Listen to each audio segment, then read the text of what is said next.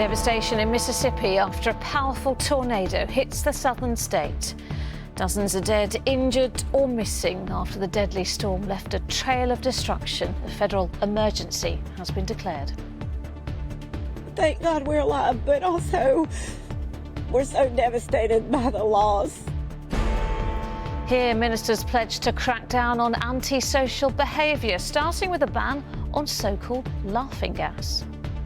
They are the residue of drug taking. We need to make sure that our public spaces are orderly, that they don't become arenas for drug taking.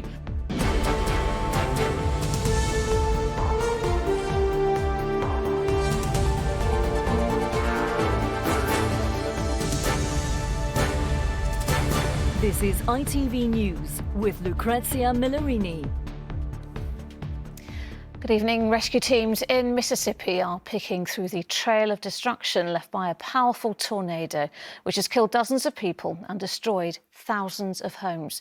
The storm system ripped through the state and neighbouring Alabama. Earlier, President Biden declared a federal emergency for those worst affected areas. And there are warnings of more powerful storms to come. Here's Geraint Vincent.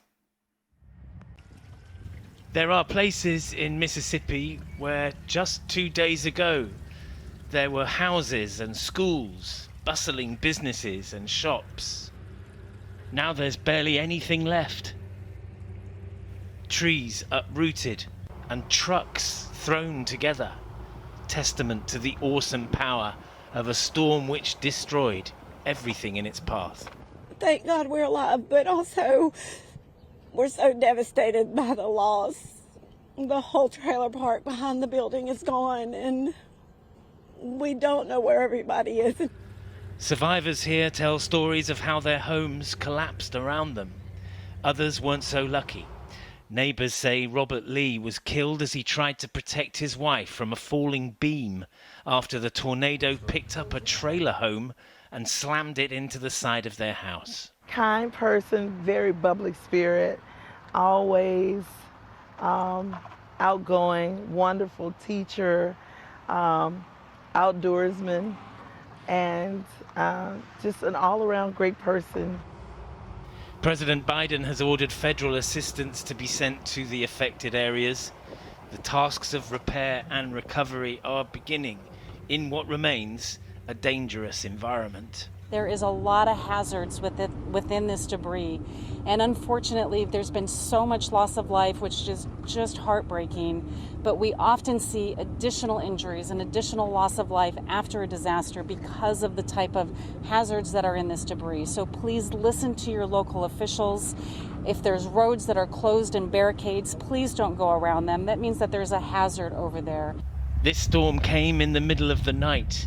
Survivors described being caught in its fury for no more than 5 or 10 minutes before it moved on, along a path that can be traced now in piles of wood and steel and shattered lives. Geraint Vincent, ITV News. Here, 200 barrels of reservoir fluid, including oil, have leaked into the water at Poole Harbor in Dorset. A major incident has been declared after the leak this afternoon at a pipeline operated by Perenco. It's now under control.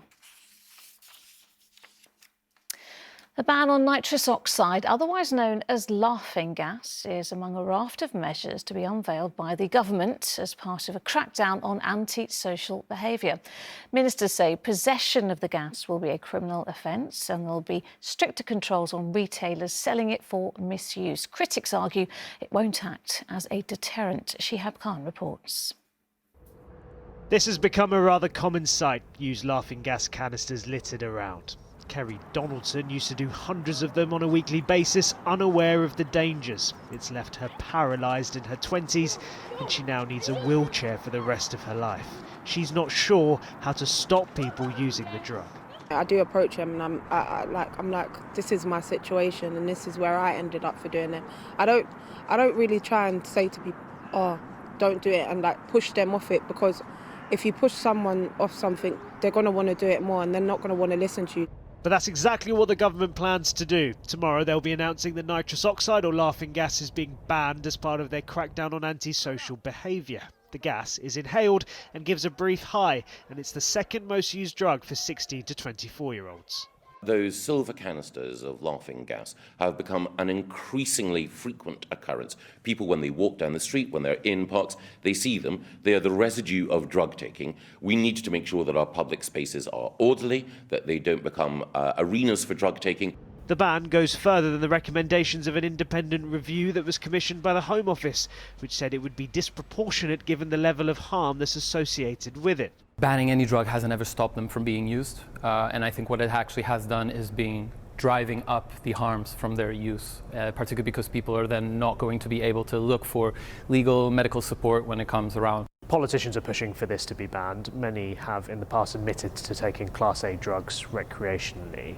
What do you think about that? I'm quite shocked, honestly, that when we're talking about creating criminal records for young people that are using these substances, someone that knows what the consequences are and that has managed to escape without any sort of consequence is really quite rich. The ban is one part of the government's new plans to crack down on antisocial behaviour. Another includes punishing those who vandalise to clean up the damage they cause in high-vis clothing. Labour say after the Conservatives' 13 years in office, the measures are just more of the same. We've got to judge this government on its record. It has been in charge now for 13 years, and in that time, community sentencing has fallen not by a third, but by 2/3. Full details of the plans are expected later this week, and the government is insistent their latest measures will stamp out the issue of antisocial behaviour once and for all. Shihab Khan, ITV News. Tens of thousands of people are protesting on the streets of Tel Aviv tonight after the Prime Minister, Benjamin Netanyahu, fired his defence minister who opposed his plan to overhaul the justice system. The plans to limit the power of the judiciary have divided the country and sparked mass protests, angered military and business leaders, and has raised concerns among Israel's allies. Tonight's protest has blocked a main highway. The American actor Jonathan Majors has been arrested in New York on suspicion of strangulation, harassment and assault. He was questioned following an incident involving a 30-year-old woman who was treated in hospital for injuries to her head and neck. Majors, who recently starred in Creed 3 and Ant-Man and the Wasp, denies any wrongdoing. And Spain's first major forest fire of the year has now burned more than 4,000 hectares of land in the east of the country. High temperatures and drought-like conditions have made the fire difficult to control. Weeks after allegations of sexism and misogyny in the Welsh Rugby Union, rugby clubs have voted in favour of major changes to the way the game is run. The changes will modernise the board of the union with the aim of increasing the number of women. The chair of the union described it as another historic day in the 142-year history of the WRU, as Neil Connery reports. Delegates from Welsh Rugby Union clubs voting today on major changes after calls to widen membership of the sport's governing body in a bid to clean up the game's image. The Welsh Rugby Union in the last few months is starting to get a very poor reputation for sexism, misogyny, homophobia. We've got to sort that out quickly, because in the 21st century that is just not acceptable. The Welsh Rugby Union announced an overwhelming vote in favour of the changes, which include the appointment of more women to the 12-member board. We've said it's an aspiration to have 5 women on the board. Now, it may be a journey. We may get to 3 women, then 4 women, then 5 women, 6 or 7 women. The important thing is that the organisation is open to change. The women's game is going from strength to strength, with Wales beating Ireland 31-5 this weekend at the start of the Six Nations. Reforming Welsh rugby was very much on fans' minds. Because it's been long enough now, male-orientated, male-dominated, and I think it's time for change now. I coach senior rugby, and I think without change, we're in a very, very dark space. Tonya Antoniazzi, a former Welsh international player and now an MP, has been calling for change. The culture has to change in the clubs, because until we see that visibility of women in responsible positions on committees in clubs across Wales, then we're not going to see that culture change.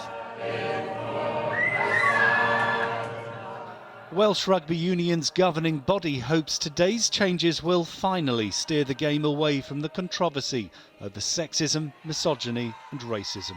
Neil Connery, ITV News. And finally, England have secured another victory in Euro 2024 qualifying, beating Ukraine 2-0 at Wembley this afternoon. Harry Kane added another goal to his record, followed by a stunning strike from Bukayo Saka. But this was a match about far more than football, as Chris Scudder reports. A poignant day at Wembley, where football and friendship stood side by side. Ukraine backed by 4,000 fans, some of whom were refugees from the war raging in their homeland. I think it will be more just a football match. It will be about relationships between our countries. It's about great help and an opportunity what Britain gives for us. To win today, but everybody say for us, Slava Ukraini, Heroyam Slava, and it's support very much. Yeah. Why are you wearing a Just half and half scarf? Memories, I guess. So look back on it in 20 years. I went to England, Ukraine. So Yeah. Show my kids, grandkids, and obviously for the good cause of Ukraine. Yeah. Support them. So with 2 wins out of 2, England remain on course for the Euros next year, but perspective for Ukraine right now, just being able to play their home games in Ukraine remains a distant dream. Chris Scudder, ITV News, Wembley. And that is all from us for now. The weather is up next, but from me and all the weekend news team, good night.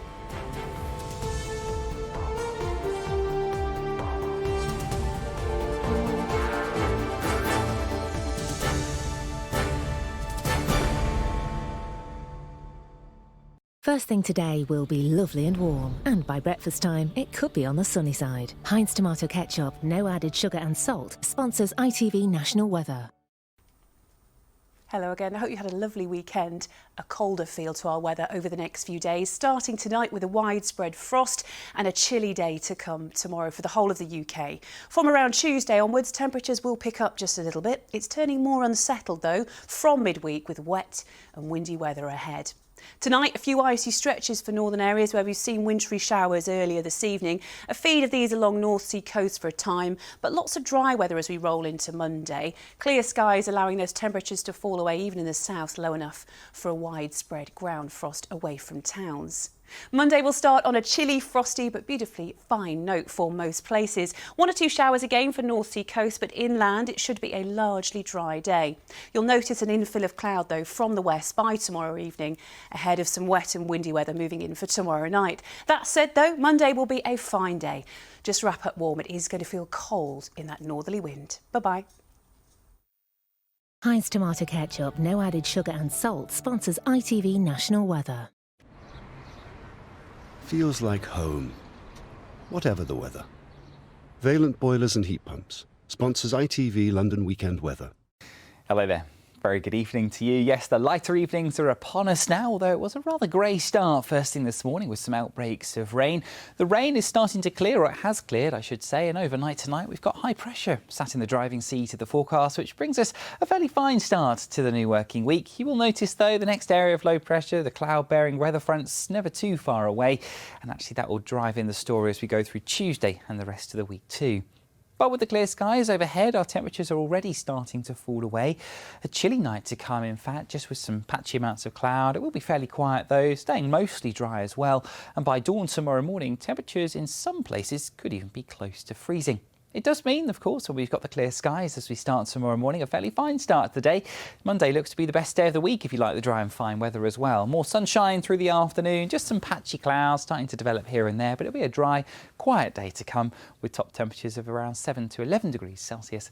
That's 52 in Fahrenheit. And as we go through the rest of this week, areas of low pressure begin to spin their way in from the southwest, but that does bring us something much milder as we head through the rest of the week too. So if you do like the sunshine, make the most of tomorrow. Good night. Valent sponsors ITV London Weekend Weather.